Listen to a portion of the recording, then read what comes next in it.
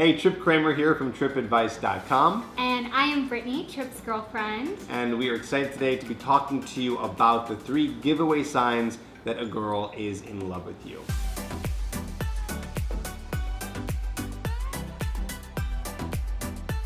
Before we get into that, we both wanted to say thank you. There's a lot of you out there who have watched our most recent video, which is a skit called Things Girls Never Do.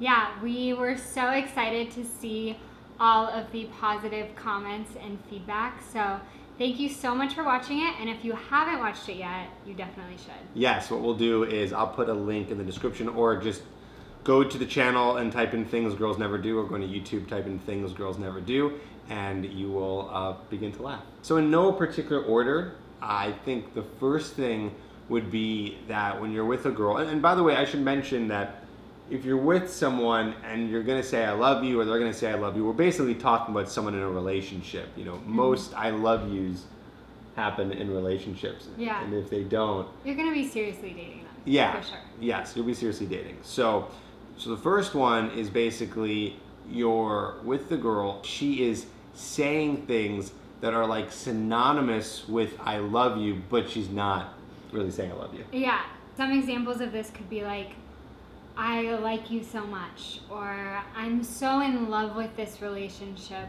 I love the way you make me feel. Like something that could kind of substitute I love you, or like some people even say like I'm so in like with you before like they say I'm so in love with you. Right. So if she's saying anything like that, or I'm so into you, then that's gonna give you a clue that she's feeling it. She might say things like, I'm really falling for you, or I love spending time with you. Yeah, she'll use the word love, but she won't say I love you, but she'll say something like, she'll say the word love around whatever it is. I love spending time with you. I love hanging out with you. I mean, you and I have said that too. Before we say I love you, we said I love you, we would say some of those things. Yeah. Like we kind of were dodging it. Yeah. So obviously some of these statements are a little more serious than others. If someone says, I love hanging out with you, that doesn't necessarily mean she's in love with you. It's going to be more of a clue if she's like, I'm falling for you. That's something that's like, oh man, she's really into this. Right.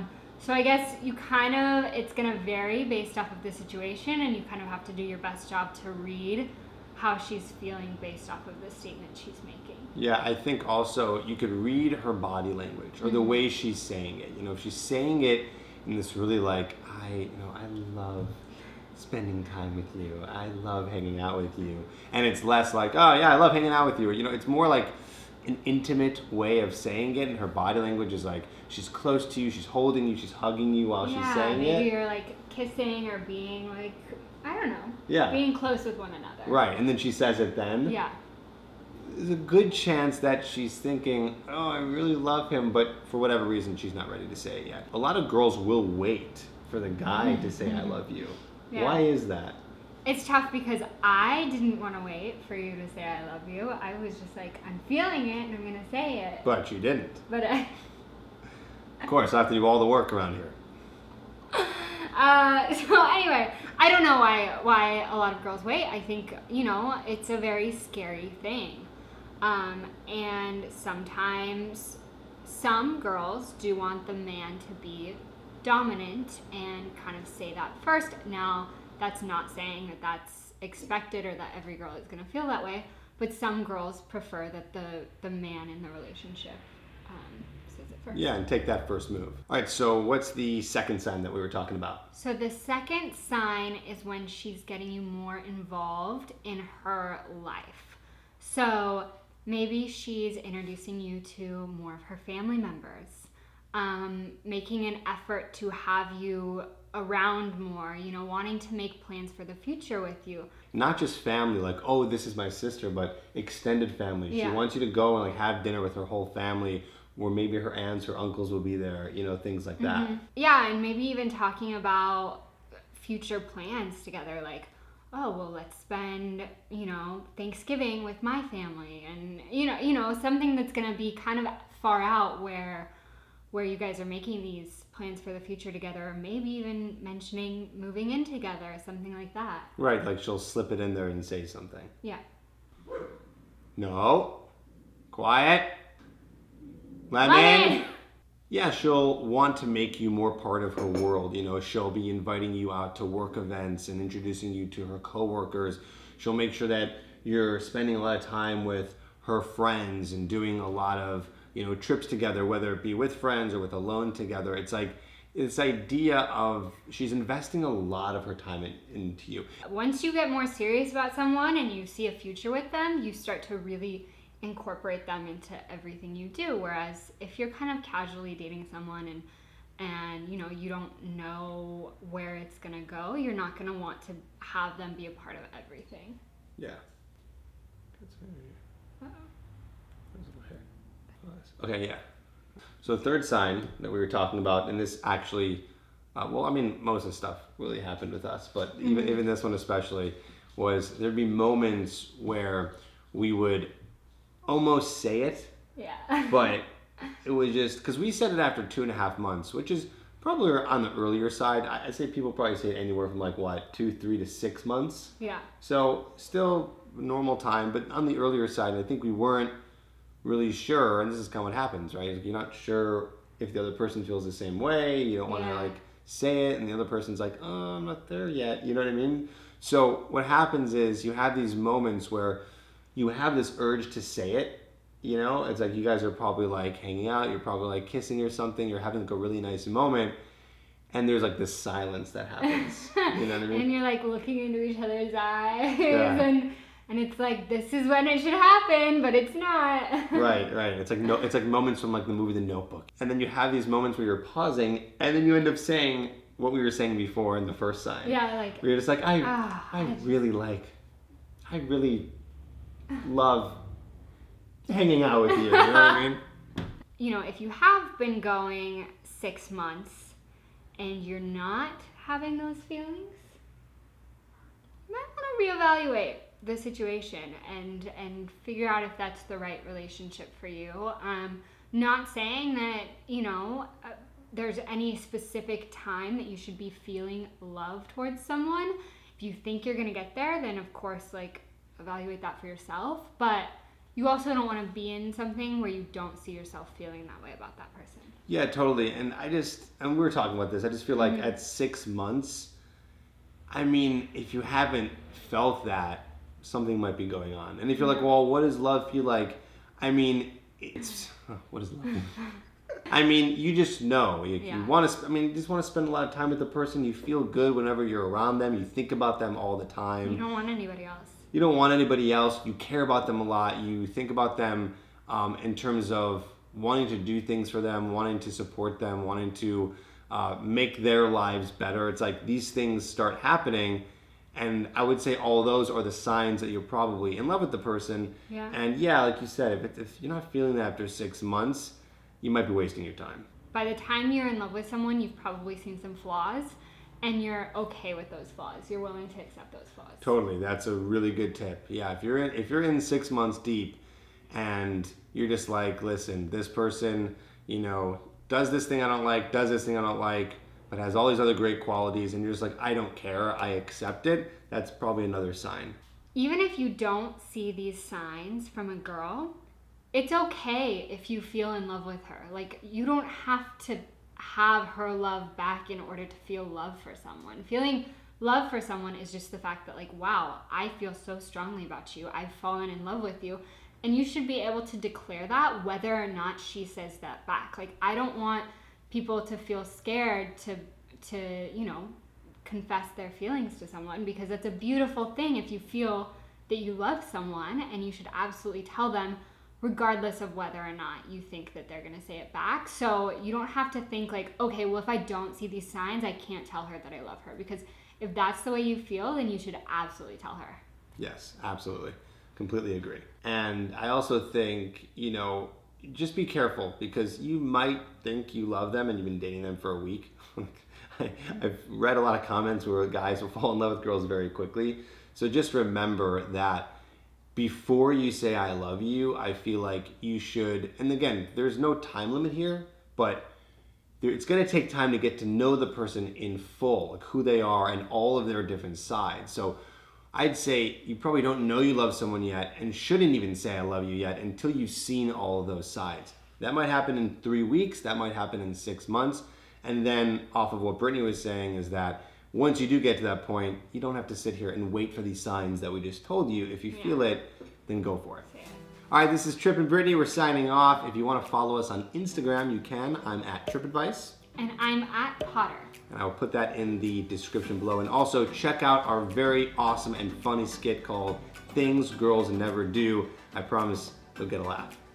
Check it out. I'll put that in the description as well. Bye. Bye.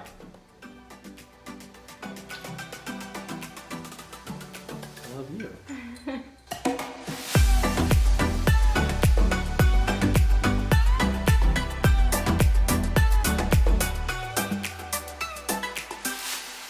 So I'm at my buddy's wedding right now. I'm in Detroit. I'm gonna start doing some more vlogging, and I wanna hear from you guys. If you're interested in seeing more vlogging and seeing what I'm up to, then write something in the comments down below. But I'm gonna just be kinda pulling out my phone and filming some stuff that I'm doing this weekend. I'm with Brittany.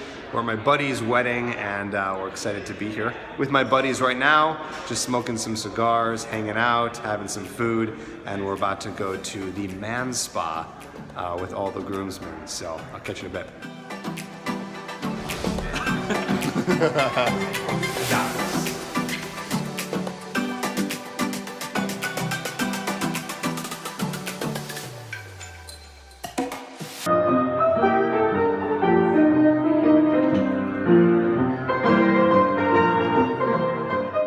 So I'm sitting in my hotel room right now. Brittany's off, she's getting her nails done. I'm about to go to my good friend's rehearsal dinner, about to say a speech, and it's interesting because, you know, for a very long time I was very nervous to do public speaking, and I still get nervous public speaking, even though it's funny. I know, you know, I talk a lot about confidence on the channel, and you might think that, oh, Tripp is probably really good at public speaking. He doesn't get nervous at all, but I do. I absolutely do.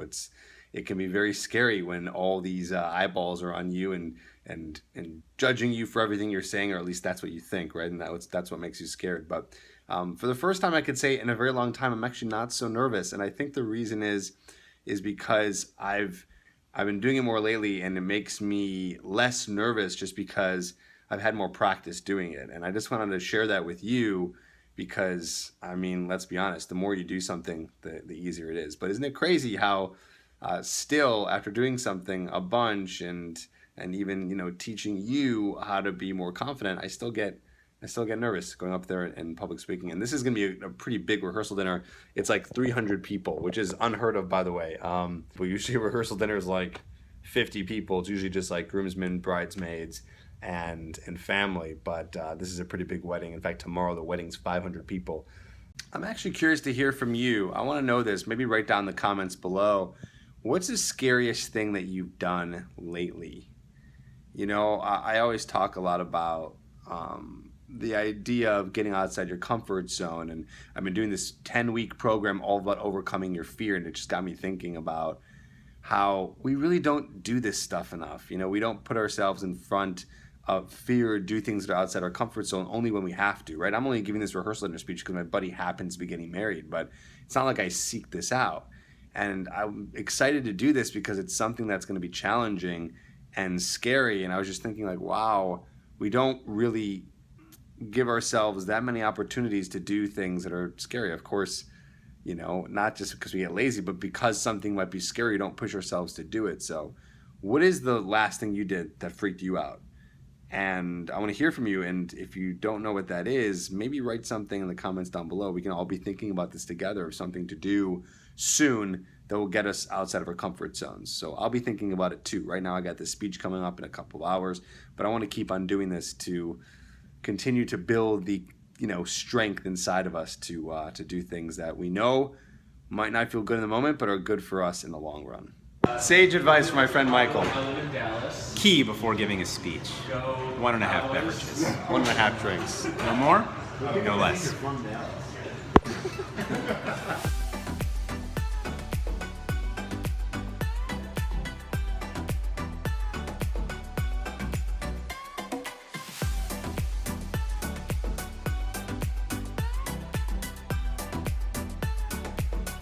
Hey, I'm just at the airport now, and I gotta get better at this vlogging thing. I will admit there was probably a lot more footage I could have been taking over the weekend, but it's hard, you know? I'm trying to balance the idea of trying to be in the moment, but also trying to capture things cool on camera. And I know that people who are really big vloggers are really good at doing that, but this is new to me. So there are times when I was really having amazing moments when I was at this wedding with friends and really cool stuff. There was fireworks. This was like $1 million wedding, by the way. It was insane. And I know I didn't take the footage, but I was just so in the moment, and I didn't think about what I could do to take out my camera and show you what's going on. But either way, I'm gonna vlog a little bit more, show you some cool stuff. Again, if you want me to do this more and get better at it, give me some encouragement down below. Happy to do that. Getting slow, yes, you're overdue. Aren't you glad to meet me? I think you should. I mean, I really think you should, yeah.